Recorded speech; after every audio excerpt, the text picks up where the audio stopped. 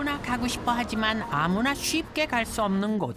국립서울대학교에 감히 달인이라 부를 수 있는 청년이 있다고 해서 찾아가 봤는데요. 번듯하니 공부 잘하게 생겼지만요. 그때 공부 되게 뭐 했는데 한 400등, 150등이 전교 4등까지 올라가는 걸 봤는데 400등이 전교 1등 하는 건 처음이죠. 거의 있을 수 없는 일이죠. 공부를 그렇게 뭐 했는데 그걸 지 노력으로 극복을 하고 서울대까지 합격을 했으니까. 친구들이 진짜 지독하다고, 무섭다고 자기를 채찍질하고 다그치는 그런 모습. 믿기 어려워서 성적표를 살펴봤습니다. 거의 전 과목이 2등. 일반고 지나기 어려운 상황이죠. 밑에 아무도 없다가 2, 3년 만에 위에 아무도 없게 된 충격적인 반전. 357명인가 중에 뒤에 운동부가 둘이서가 끝에서 지가 했다 하더라고요. 지가 실제 꼴찌지. 아, 안 되겠다. 마음을 탁 먹고 그때부터 이제 출발해가 한 것이 오늘의 결과를 냈으니까. 그 누구도 해낼 수 있을 거라 믿지 않았지만 이제는 어엿한 서울대생이 된 이 남자. 진짜 열심히 했어요. 눈에 피가 나도록. 저희들도 예. 눈에 피가 나는 거 처음 봤어요. 아니 애가 막 너무 힘이 들어서 우는데 눈에 피가 나더라고요. 억울해서 피눈물 난다는 얘기는 들어봤는데요. 빽빽한 필기의 흔적을 보니 공부하다가 눈에서 피났다는 말이 과장은 아닌 것 같죠? 어려운 가정 형편에 사교육 한 번 받을 수 없었지만 불빛이 있는 곳이라면 책을 끼고 살았던 반전 드라마의 주인공이 여기 있습니다. 15기 형 그렇게 공부하는 걸 보니까 되게 여기가 서울대구나 싶기도 하고 경쟁 심리 이런 것도 소위 말해 좀 느끼고 있고 그렇죠. 환경이 나쁘거나 아니면 이제 공부를 열심히 하는데 성적이 안 오르는 친구들에게 조금이라도 희망이 될까봐 라는 식으로 정말 그거에 대해서 간절함을 느꼈어요. 노력에 힘을 믿는 남자 송시복 달인입니다. 서울대학교 사범대 앞에서 공부의 달인을 기다리는 제작진. 송시복 학생이세요? 와. 네. 어디 있다 왔어요? 저 여기 12동에 공부하고 있어요. 아, 공부하고 있었어요. 지금 이제 국어교육과 국어교육 사범대학교. 네, 사범대. 수능 성적이 어떻게 되세요? 전 이제 290점, 300점 만점에 290점으로 수학 2개 그리고 사회문화 하나 틀렸습니다. 총 3문제 틀린 네, 네. 캬, 놀라운 성적은 입학한 뒤에도 이어졌습니다. 시복 학생 방이에요? 네, 맞아요. 수능에서 딱 3문제 틀리고 지금은 기숙사에서 생활하고 있는데요. 평범한 남학생의 방 같지만 이건 제가 대학교 들어와서 왜 장학금 받은 증서예요. 전교 꼴찌가 서울대 장학생이 된 그 비결 궁금합니다. 무작정 시작했을 때는 진짜로 이제 이런 연습장 하나를 사서 그냥 다 적었어요. 역사 교과서 내용들을 계속 따라 적었어요.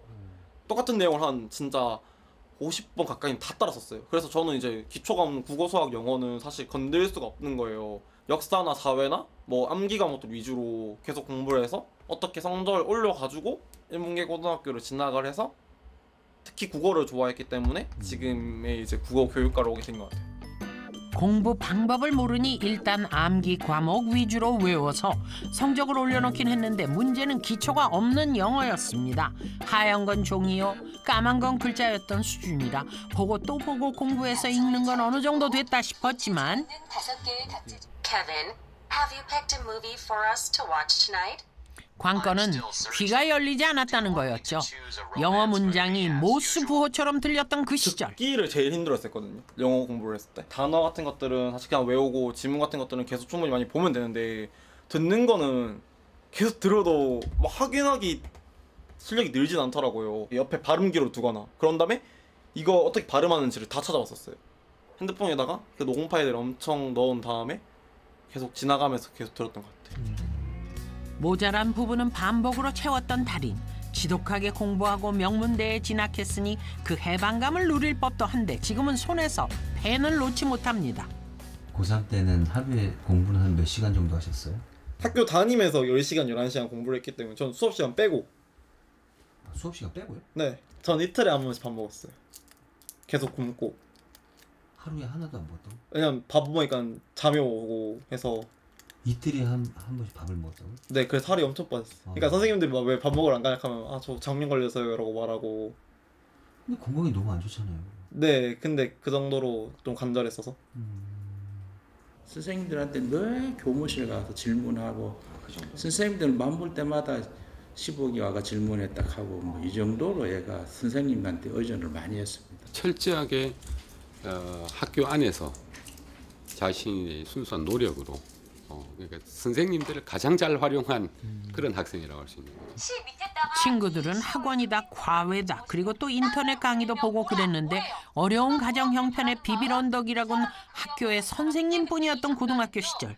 그런데 야간 자율학습 끝나고 학교에 불이 꺼지면 선생님마저 귀가하시면 어떻게 공부했을까요? 현장에 참여하면서 이게 저가 집안 형편이 별로 안 좋아서 그 밤에 이제 딱 자습실이 저희 고등학교는 11시에 끝나거든요. 근데 11시 이후에는 딱히 갈 곳이 없는 거예요. 집은 이제 들어가면 다 자면 깨우니까는 학교 근처에 편의점이나 그 햄버거집 그런 데는 사실 24시간 하는 데도 많아서 그쵸. 거기를 가서 계속 공부를 했던 거예요.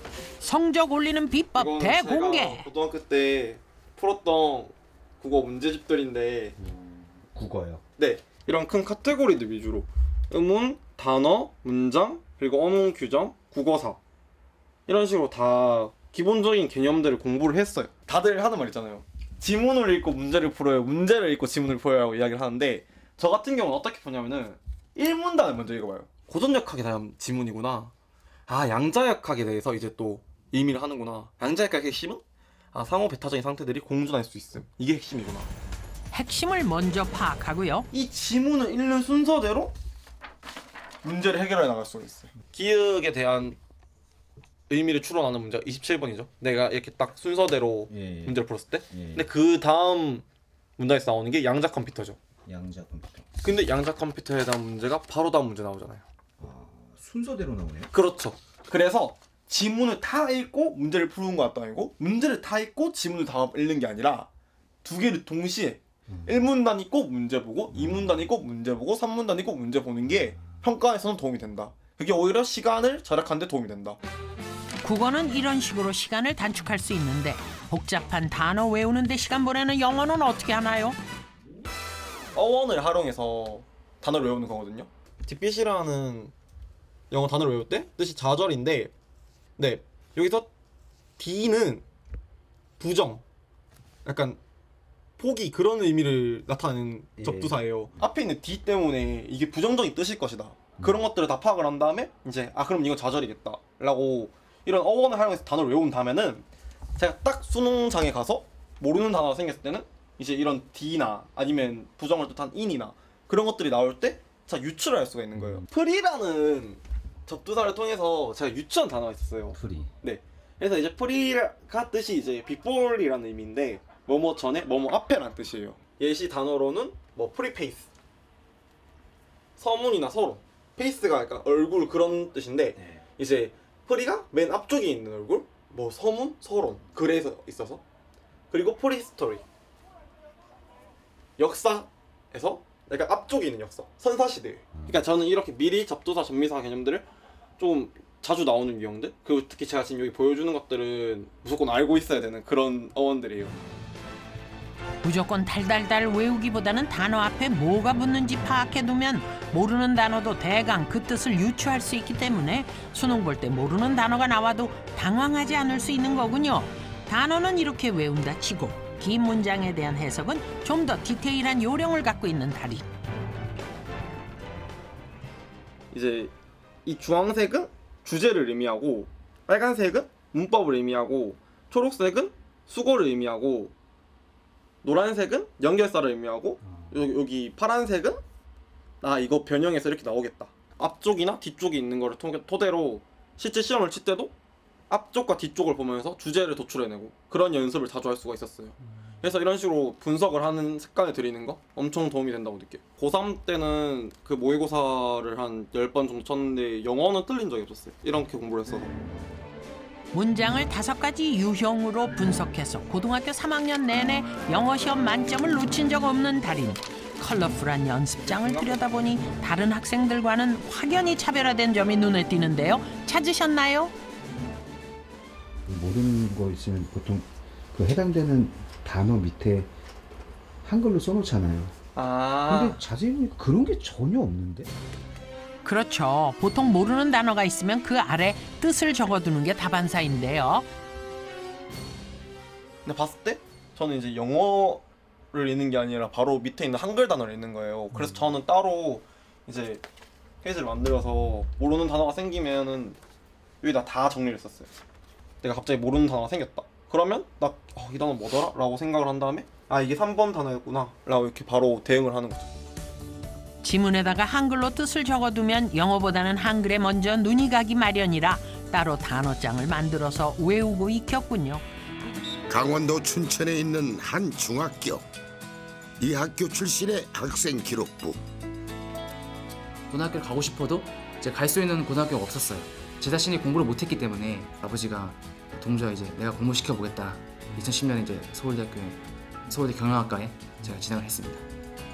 둘째 아들도 중학교만 졸업했다면서요. 정상적이라면 고등학교 자퇴하는 게 솔직히 말이 안 되잖아요, 솔직히. 근데 저희 아버지가 형 가르친 모습을 보면서 많이 느낀 거죠. 아버지를 믿을 수 있겠다고. 형에 이어 동생도 아버지의 가르침으로 수석 합격을 했다는데. 많이 놀랍고 대단한 일이죠. 직접 지도를 해서 명문대학에 갔다는 것은 대단한 일이라고 생각합니다. 선수 두 아들의 공부를 가르친 아버지가 바로 이분.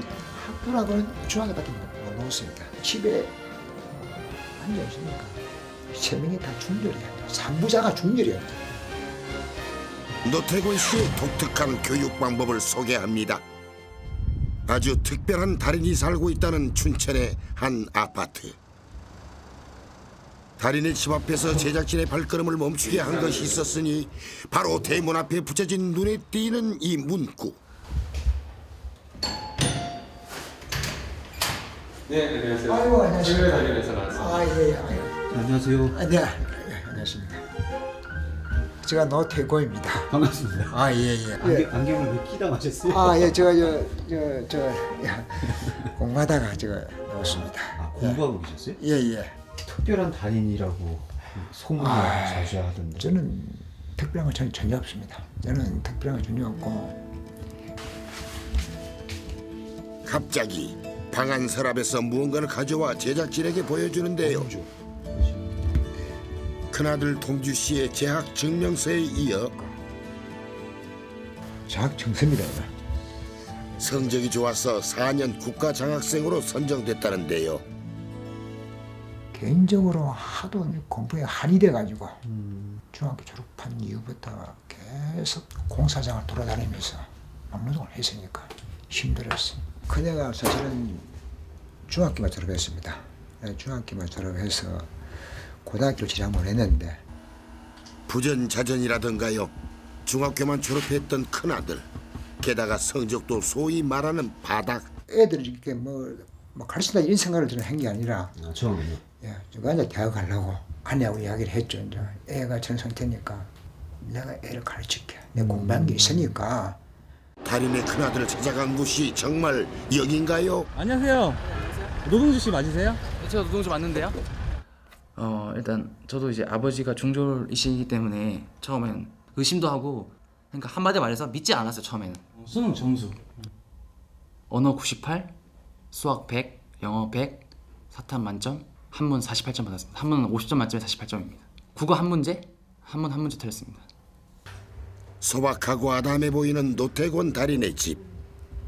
밖은 훤한 대낮인데 벌써 퇴근을 한 건가? 아니 지금 뭐 하세요 달인? 아내가 여러 가니까 제가 집에서 제가 살림을 제가 합니다. 달인의 집을 구경하던 중 약간 희한한 것을 발견했는데요. 평범한 보통 벽지인 줄 알았는데 자세히 보니 글씨가 써있다. 글씨가 빼벽한데. 글씨지? 네, 글씨예요. 호기심을 주체 못한 제작진. 달인의 양해를 얻어 뜯어보기 시작합니다. 벽지의 정체는 바로 시험지. 이곳저곳에 모두가 시험지 천지. 가정 형편이 어렵다 보니까 일단 우리는 지금 당장 사육을 팔을 수 있는 그런 건 우리하고는 너무 먼 거리다 이거죠. 그래서 이어서 이제 문제 푸는 거죠. 이제 이렇게 하면 문제 푸는 거죠. 이렇게. 와. 근데 사실은 여기 촬영한다니까 빨리 붙인 게 우리가 지금 창피하니까. 그게 무슨 말씀이세요? 구체적으로. 여기 이렇게 글자가 많이 원래 있는 곳인데 글자 있으면 좀 그러니까 하얀 걸로 좀 덧붙여 놓은 거죠 저희가 지금. 아빠 좀 말을 좀 정확하게 해서 그냥 흰색으로 좀 급하게 좀 덧붙이면 사람 사는 집인데 그냥 이거 이래 온다니까 이거 이제 이래 해도 되는가 싶어서. 벽에 문제지를 붙여놔 두 아들이 문제를 풀도록 했다는데요. 다양한 과목의 수능 교재들, 이 모두가 달인의 손을 거쳐온 것들이라고 합니다. 책상 앞에 앉아 오늘도 어김없이 공부에 매진하는 달인. 그의 유일한 선생님인 교육방송을 보며 영어 공부에 빠져 있는데요. 두 개의 펜을 함께 잡고 돌려가며 사용하는 모습이 정말 독특합니다. 소리내 읽어가며 열심히 공부에 집중하는 달인. 쉴 틈이 없습니다. 그냥 무작정 하진 않잖아요. 해서 될 일도 아니고. 예, 맞습니다. 그 무작정 해가지고는 공부는 눈물도 안 오르고 효과도 없고. 수북이 쌓인 책더미에서 영문법 책 하나를 꺼내들어 보이는데요. 이 책을 보니까 깜깜하죠. 깜깜한 정도가 아니더라고요. 관계 대명사로 공부를 하고 싶어요. 네. 관계 대명사를 해야 되는데 처음 보면 이해가 안 갑니다. 이거 이해할 수가 없죠. 제가 이제 관계 대명사는 글과 글을 잇는 접사의 구실과 대명사 구실도 개만한 대명사다. 이제 이런 식으로 개념을 이렇게 좀 머리에 집어 넣는 거죠. 이제 사람이면 후 쓰고 동물 사물 위치 쓰고 사람 동물 사물을 대 쓰고 그죠. 뭐 설명사 포함한다면 와서 쓴단 말이죠. 네. 그런 식으로 이렇게 조금씩 이렇게 확장해 나가는 거죠. 이 책을 한 100번 정도 봤어요. 100번. 부정사, 동명사, 뭐 관계대명사 이런 식으로 표시를 이제 하는 거죠. 이제. 표시해가지고 여기서는 또 분사구문. 책에는 100번이 넘도록 복습하면서 적고 지운 흔적들이 남아 있었습니다. 최종 학력이 중학교 졸업인 그는 끊임없이 반복하며 공부해왔다고 하는데요. 부족한 학력을 노력으로 채운 결과 지금은 어려운 문제도 손쉽게 척척 풀어낸다고 합니다. 하루에 한 5시간에서 한 6시간 정도 합니다. 한 10시간 정도 했죠. 10시간. 일을 다 하고도 10시간 했습니다. 달인이 소소하게나마 아르바이트를 한다는 주유소. 공부에 대한 달인의 열정은 야간 주유소에서도 이어지고 있었습니다. 안녕하세요. 여유롭게 TV 시청을 하는 직원과 장소를 가리지 않고 공부에 빠져 있는 달인입니다. 이때 가방에서 뭔가를 꺼내는데요. 돌돌 말려있는 저것은 어떤 물건일까요? 공부하다가 지치기라도 한 걸까? 음악 감상이라도 하려는 건지 핸드폰을 컴퓨터와 연결하고는 그대로 밖으로 향합니다. 도대체 뭘 듣는 건가요, 달인? Professional soccer player, even though I'm not very good at soccer.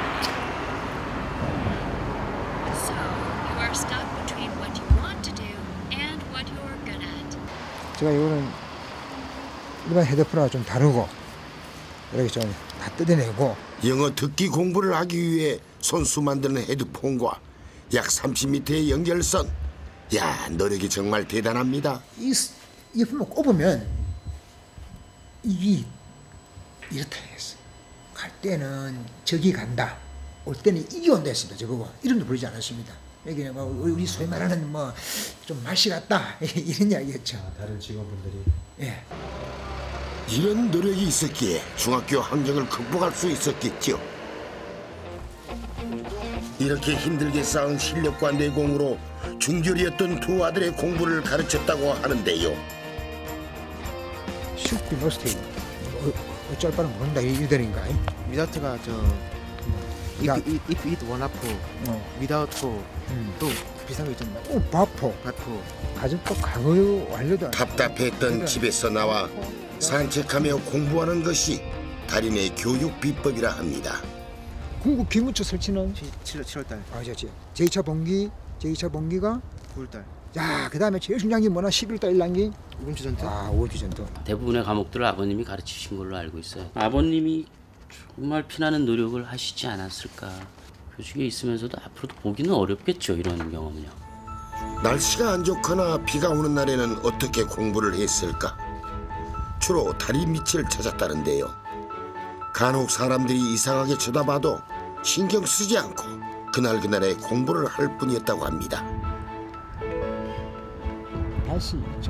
아, 이분이야말로 진정한 자녀 교육의 달인이죠. 아버지께서 학습을 안 해주셨더라면 정말 제 힘으로는 서울대는커녕 대학교는 가지 못했을 것 같고요. 아버지의 도움으로 현재의 제가 만들어졌다고 생각하고 있고 아버지 사랑합니다. 많은 학부모와 아이들에게 교감이 되었던 노태곤 달인을 다시 찾아가 보았는데요. 안녕하세요. 오랜만입니다. 잘 지내셨어요, 선생님? 안녕하세요. 예, 생활의 달인에 출연하시고 나서 반응이 굉장히 좋았어요. 예.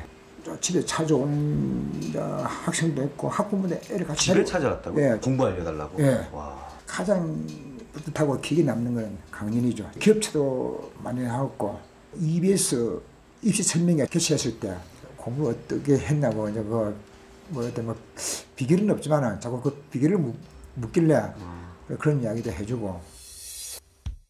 생활의 달인에서 독특한 교육 비법을 공개한 후 노태곤 달인 스타가 됐지요.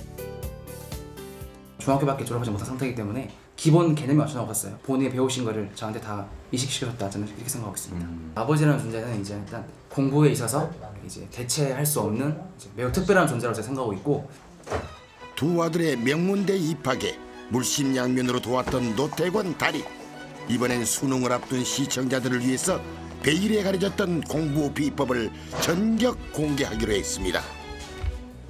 특히 수험생 여러분 집중하세요. 한 2개월을 아주 효과적이 보내면 한 15점에서 한 20점 정도 상승할 수가 있습니다. 그래요? 예. 필수의는 반드시 외워야 됩니다. 나는 학교에 갔다. 그런데 영어 문제 그렇게 안 됩니다. 나는 학교에 가지 않은 것은 아니다. 그럼 간 것이 아닌 거죠.